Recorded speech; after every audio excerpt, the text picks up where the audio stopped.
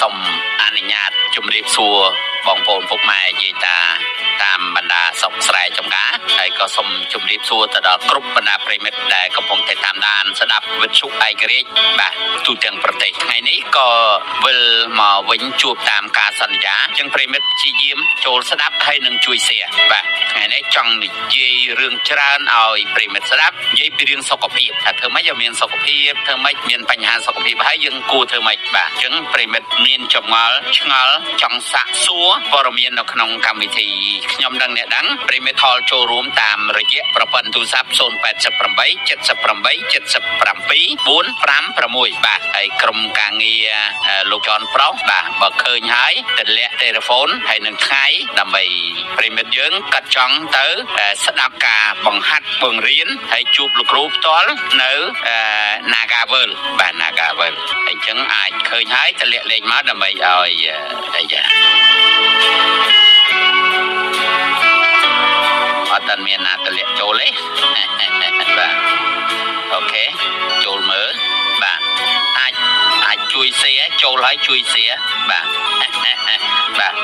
អរគុណច្រើនក្នុងកម្មវិធីខ្ញុំដឹងអ្នកដឹងជាកម្មវិធីមួយដែលយើងនិយាយអំពីសុខភាពបាទសុខភាពហ្នឹងគឺរឿងចាំបាច់សម្រាប់ជីវិតយើងទាំងអស់គ្នាមិនមែនលុយអត់សំខាន់ទេប៉ុន្តែលោកគ្រូប្រាប់ថាសំខាន់គឺសុខភាពបាទអរគុណច្រើនប្រិមិត្តចូលច្រើនហើយហ្នឹងណានេះមុនផាកចូល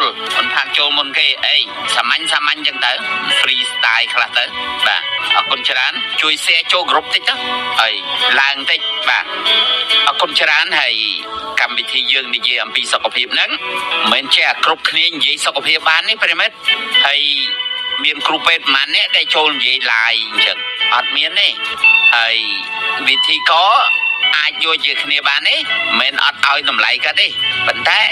និយាយបច្ចេកទេសតើនិយាយបានអត់និយាយតាមការអាននិយាយតាមការចេះដឹង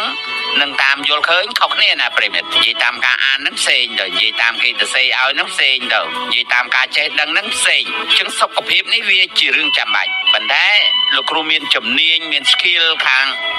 សុខភាពហ្នឹងវារាប់សិបឆ្នាំហើយក្រៅប្រិមិត្តចូលមើលនៅក្នុង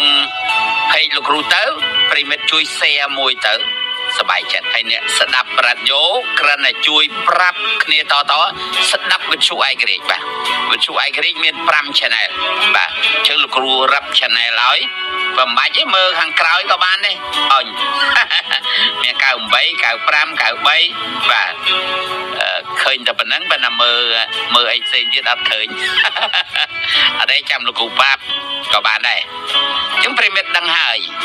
មនុស្សម្នាក់ចង់មានចង់បានចង់ជោគជ័យចង់ខ្លាយទៅជាអ្នកមានចង់ខ្លាយទៅជាឯកឧត្តមចង់ខ្លាយទៅអង្គញានអ្នកអង្គញាចំទាវបាទប៉ុន្តែប្រកាសទេបើយើងគ្មានសុខភាពមិនល្អទឹកនោមផ្អែមលើសឈាមស្លាប់មួយចំហៀងខ្លួន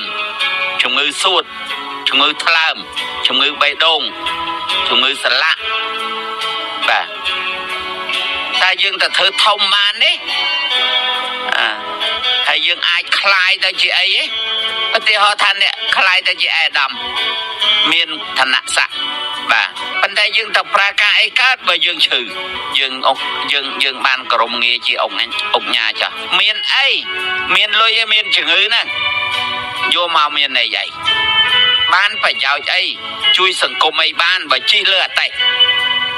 ជិះលើ wheelchair ជួយតែខ្លួនឯងមិនបានផងតើយើងគួរជួយអ្នកណាជួយសង្គមបានទេ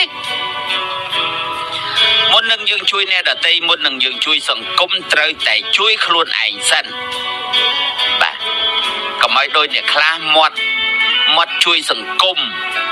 មាត់ជួយប្រជាពលរដ្ឋប្រជាជនតែចាប់គេឲ្យជល់គ្នាចាប់គេឲ្យឆ្លោះគ្នាឆ្កើឆ្កៀលបោកបាច់បោកលិចបោកកាលបាទអានឹងគេមិនមែនថាអ្នកជួយសង្គមទេគេហៅថាមនុស្សអីមនុស្សនាំគេឲ្យឆ្លោះគ្នារឹកអើងអត់ត្រឹមត្រូវទេឥឡូវចេញមកសូរទៀត